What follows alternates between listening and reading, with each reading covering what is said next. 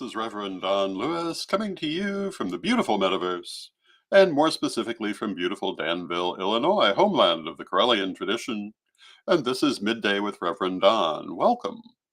And as you know, if you follow Midday with Reverend Don, you can type your questions or comments into whatever platform you happen to be watching on, assuming that you're watching live. And in most cases, they will show up here in my chat room and we can talk directly. And today, we are starting a new week. It's Monday. I hope you had a lovely weekend. And our shows for this week are going to be today discussing preparations for Earth Day. Tomorrow, discussing the idea of public ritual, its importance and the skills that are necessary for it. Wednesday is Corellian Publishing Wednesday. We'll have Chris Copeland on.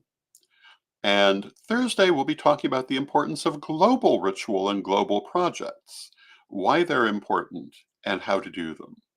And then on Friday, we'll have our weekly roundup. And hello to Antonio in the chat room. It's good to see you, Antonio. These will be our shows for this week, barring unexpected events. If there is a major happening, it could displace something, but I'm not expecting that. Today, I was going to talk about Earth Day. And Earth Day is celebrated on April 22nd. And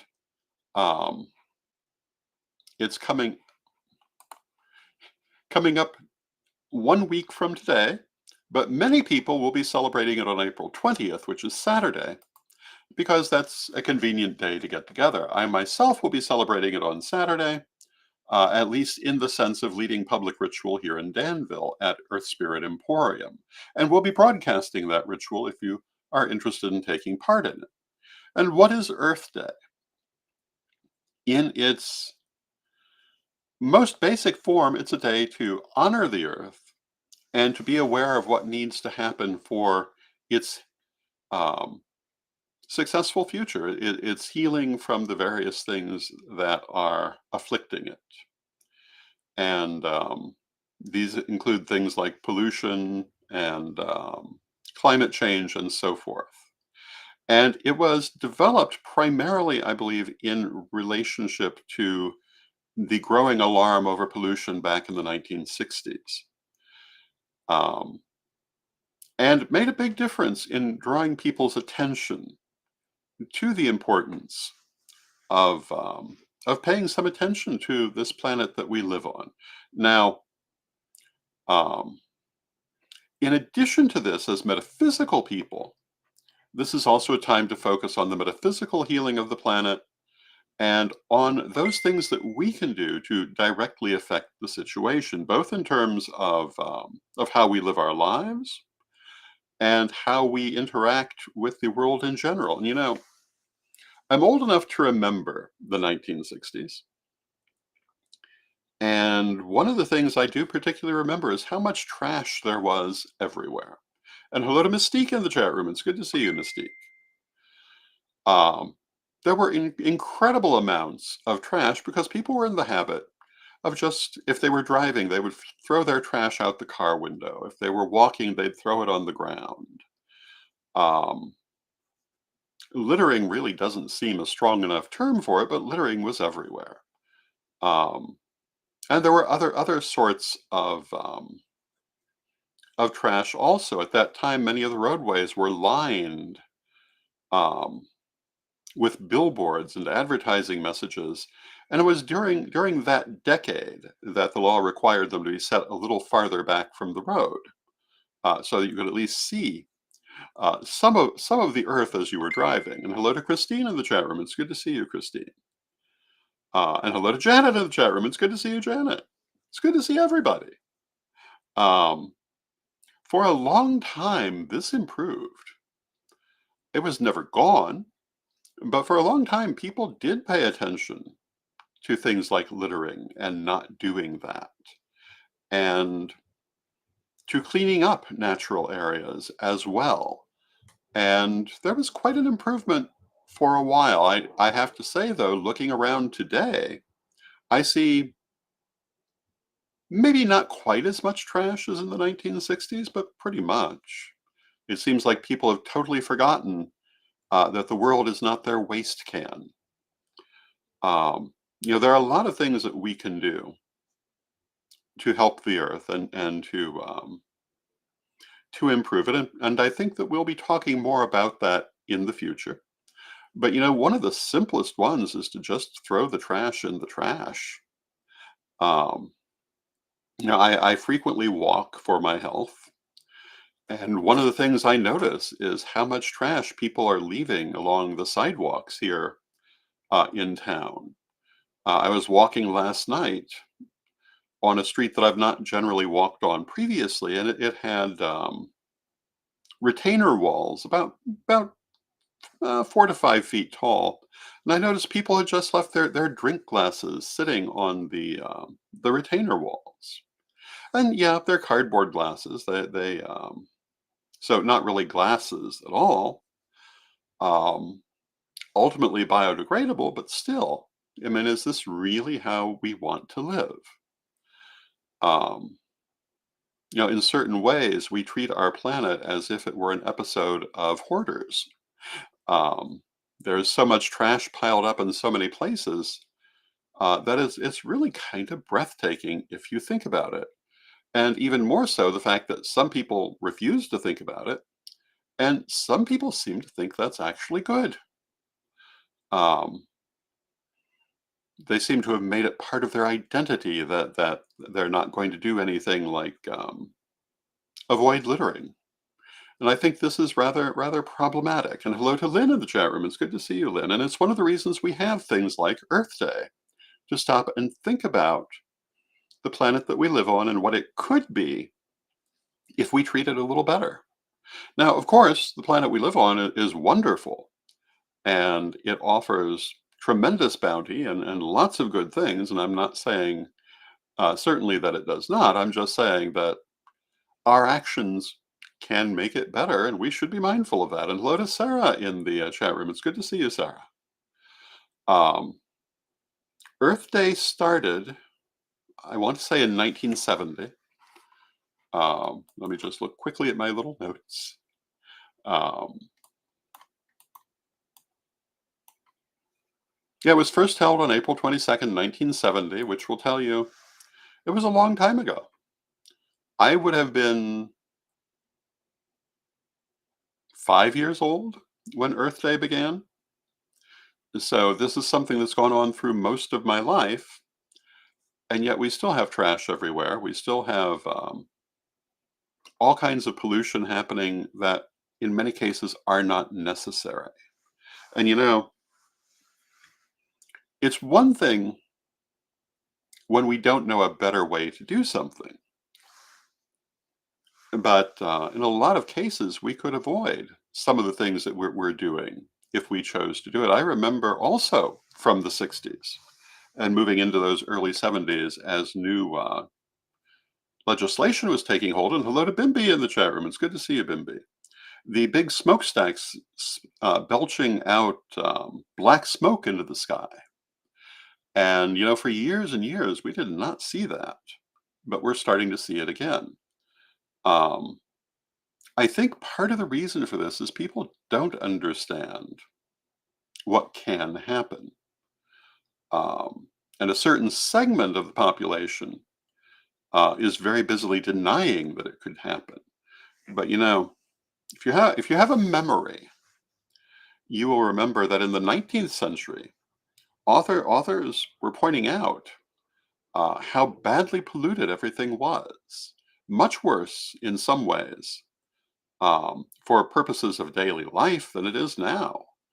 Um, in the days when horses were the primary transport, um, the effect of horse manure in cities was choking for people. It was a major source of toxicity when all is said and done. The rivers were so polluted in some cases that most cases you couldn't drink from them, but in some cases you could barely be around them. There's the famous story of the British Parliament having to hang sheets soaked in alcohol outside their windows for the members to be able to breathe because the Thames was so polluted and was putting off such an such a noxious smell that they couldn't proceed otherwise. So we've made some really good improvements. We've done some wonderful things. And I think that in addition to using Earth Day to think about all the things we still need to do and the things that we have to correct, we also should take some time and think about how things have improved, at least in some parts of the world. Now, I know people all over the world. Um, I can think of one person that I know who had traveled to China just a couple of years ago. Uh, hello to Gary in the chat room. And Gary says, Gary is here. Love to all. And love to you, Gary. Um, and this person said that the air was so bad um, in the major cities in China that people could not leave their homes without wearing a mask for breathability, not because of communicable diseases, but breathability. And she could barely function even with the mask because the air was just that polluted, as it largely was in the early 20th century. And it's important, I think, for us not to forget, one, that this exists, and two, how easy it would be to go back to it. Today, we're far more mindful of the effect this actually has on the earth itself. But it has an effect on us too. Um, and Christine says, livestock in the cities was a horrible problem as far as breathing and disease. Yes, it was. There's a reason that people lived shorter lives in some of these earlier generations.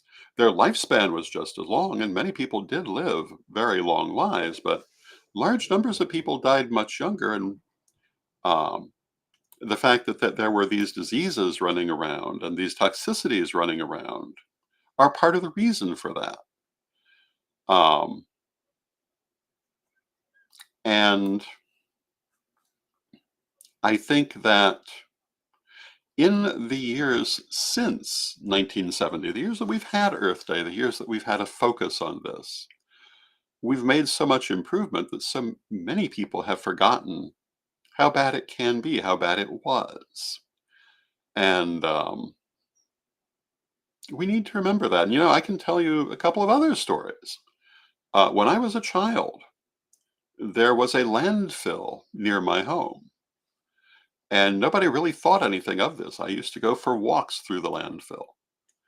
And I remember it had this beautiful iridescent liquid that would run through it on occasion, which I now realize was probably very dangerous. Um, but at the time, no one was really aware of the dangers until over time a ballpark was constructed over it. And then one day, people in hazmat suits show up and close everything down, having determined it's so toxic that children have no business being on it, nor adults. And that space, I believe, has been fenced off ever since. I do believe that they said that it had been largely rehabilitated, and the cancer rate in the surrounding neighborhood went through the roof.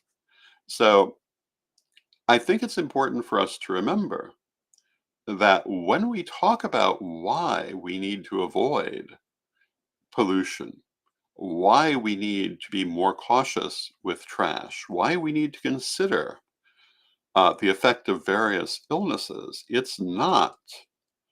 um, it's not abstract. It affects our lives. Lots of people in that neighborhood died of cancers that they may very well not have contracted if that waste dump had not been there. Um, there may be people still having that problem because they grew up there and played in that area. We don't tend to think about this kind of effect. And hello to Raven in the chat room. It's good to see you, Raven. And Raven says, Happy Money's Day, Reverend and all. Happy Money's Day to you. Um, we really need to worry about cleaning up our planet out of self-interest. Um, both in this lifetime and our next lifetime, if we are believers in reincarnation, which I certainly am. That means that, whatever mess we make of this world, I'll be back to see again, and you likely will too. So we really need not to make a mess of it. And so many people seem to be so determined to do so. It is really rather sobering to stop and think about. And Surratt in the chat room says, yes, environmental degradation is a greater threat. Yes, it absolutely is. And, like I say, we don't stop to think about it because so often people just see what's around them and stop without thinking about what was there or will be there. And, again, so often when we see movies and TV series set in the 19th century, they don't make any effort to recreate the pollution. But if you read the books, most of those cities seem to be sometimes in a state of perennial twilight because there was so much smoke and um, and ash floating above them from all of the fires in the houses and in the different industries. Um, the water was undrinkable. I can remember as a child, um, people talked about how dangerous the water was in, for example, the Chicago River, um, or other major riverways in metropolitan areas, and it was. Much of that has now been cleaned up. Many of those riverways are now comparatively clean, but that took work and it must be maintained. And, I listen to, um, I'll use the term climate change deniers, but that's not exactly what I mean, because I'm not just talking about the idea of climate change. I'm talking about anti-pollution in general. And it's something that it seems like some of these people have made it part of their identity to do nothing about these problems. Now, Sir Edward in the chat room says, in Chicago, we had smog when I was a child. How many people here remember the word smog? If you're my age, you will. It was a big deal. Many metropolitan areas had severe smog problems. Smog is a word that's a portmanteau of smoke and fog. And it was that haze hanging over everything. And um, I remember much later than 1970, even into the 1980s, there would be smog alerts warning people that, if they were older or younger, they should not leave their house on certain days because they would not be able to breathe. Um, Mystique says, I heard my grandparents talk about it when they visited cities. Yes, it was a thing. In some parts of the world, it's still a thing. And we don't want it to be a thing here again. So when we celebrate Earth Day, these are some of the things we should be thinking about. We should be grateful for the improvements we have made. We don't, for the most part, encounter thick blankets of smog today. But those of us who are of a certain age can tell you about it. It was a thing. Um, Brown air, um, because the air would take on a brownish tinge. And think about what breathing that does to you. Um, it has an effect. It has an effect. It gets into your lungs. It stays there. These are reasons why we need to continue to fight against pollution, why we need to continue to try to protect and improve our environment, because it affects us in very particular daily ways in our personal lives. It's not some random virtue signaling thing. It's a very practical concern that is easy to forget given the amount of improvement we have made. Another thing that I remember from childhood that we've made a huge improvement on is cigarette smoke.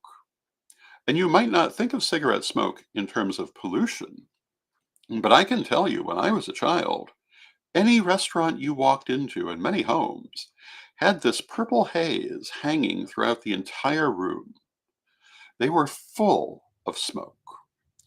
Every one, every time, pretty much.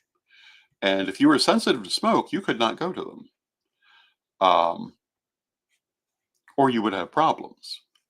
And if you did not know you were, if you were not obviously sensitive to smoke, you would go and you would breathe it in, where it would go into your lungs, and we know that has bad consequences. I I have watched over the years as cigarettes have been increasingly corralled in society, and air has become so much cleaner. It's very. I couldn't tell you the last time I walked into a restaurant and was uncomfortable with the quality of the air. Um, I've walked in and found it too cold because they have their air conditioner on too high. That's a whole other issue.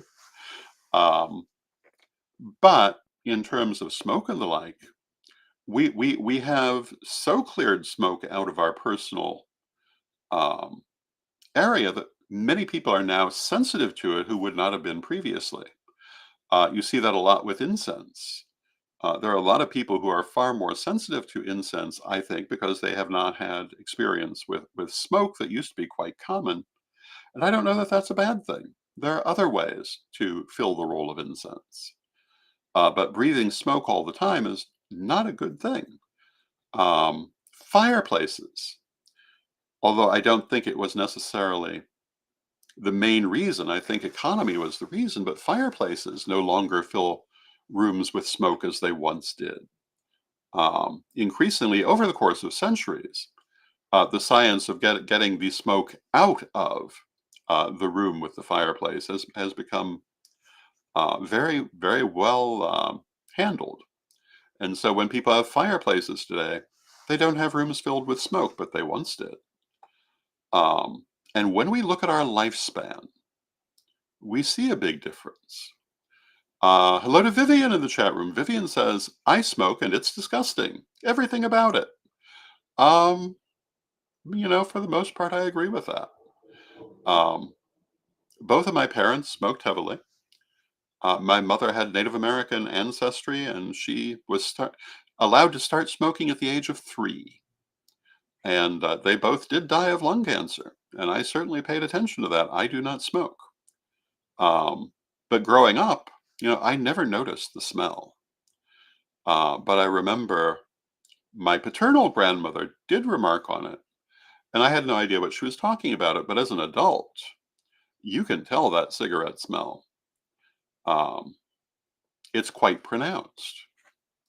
And all the things that cause it, all the things that used to make that purple haze that used to fill rooms, they go into your lungs.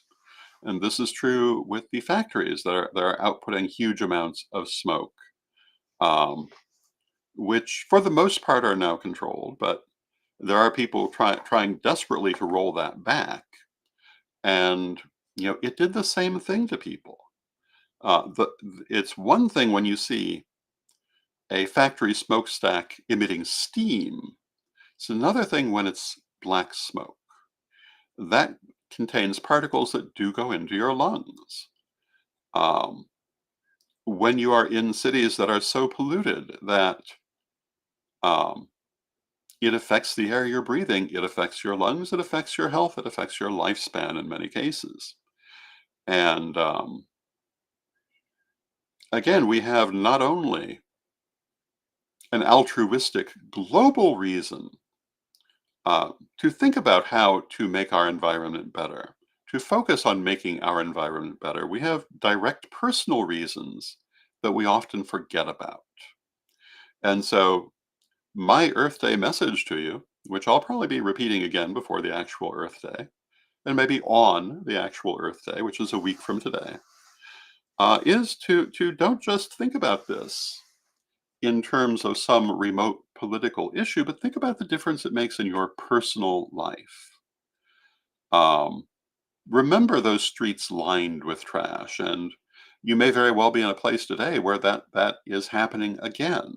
But it didn't always. It's not such a hard thing to not throw trash out of your car while you're driving, to find a trash can and put it there. It's not such a hard thing to not drop trash where you're standing. But a lot of people can't be bothered to do otherwise. And I do realize that a lot of the people who do that kind of feel like they have no hope in life. And I have to say that I have been vicariously exposed to a certain television program recently called Paternity Court. And, all I can do is shake my head and hope that these people are exaggerating their stories. But a lot of people don't have a lot of options in their lives. They don't have a lot of hope in their lives. And this is actually one of the big problems with our environment, because when you have no hope in your life, why are you going to worry about taking care of things? And if you, in addition, don't believe in reincarnation, you don't even have that motivation. We, of course, who do believe in reincarnation, have to bear in mind that we'll be back to deal with this again if we don't deal with it now. But not everyone thinks that way. And hello to Nikki in the chat room. It's good to see you, Nikki. I have to say, I love seeing everyone here. I think we have a wonderful community, and it gives me great joy to see everyone having a chance to interact here. And I'm hoping that as we go forward through this year, we will increase how that can happen for people. Tomorrow, I'm going to be talking about the idea of public ritual. And if you ever wonder how I set up the subjects for these programs, it's unfortunately often rather last minute. Um, I often will go to my friends and say, "Do you have any suggestions?" I've been known to go to the audience and say, "Do you have any suggestions?" But sometimes I'm not in a position to do that. And when I was setting out this week's programs, I said to Spirit, "Spirit, send me an inspiration." And they reminded me of that public Earth Day ritual that I'm doing on Saturday, which we will be broadcasting, and I hope that you will join us. Um, and it will be broadcast through Earth Spirit Emporium, and you can find it there. And I'm sure that it will get shared onto various other platforms. But that also inspired me to speak about the concept of public ritual in general. So tomorrow, I want to talk about why I think that's important. And talking about public ritual, it's not the same as talking about the difference between solitary and group ritual, though we may address that subject too. But specifically, public ritual. Why public ritual, I think, is a vital part of our future, and why we make a terrible mistake if we don't treat it that way.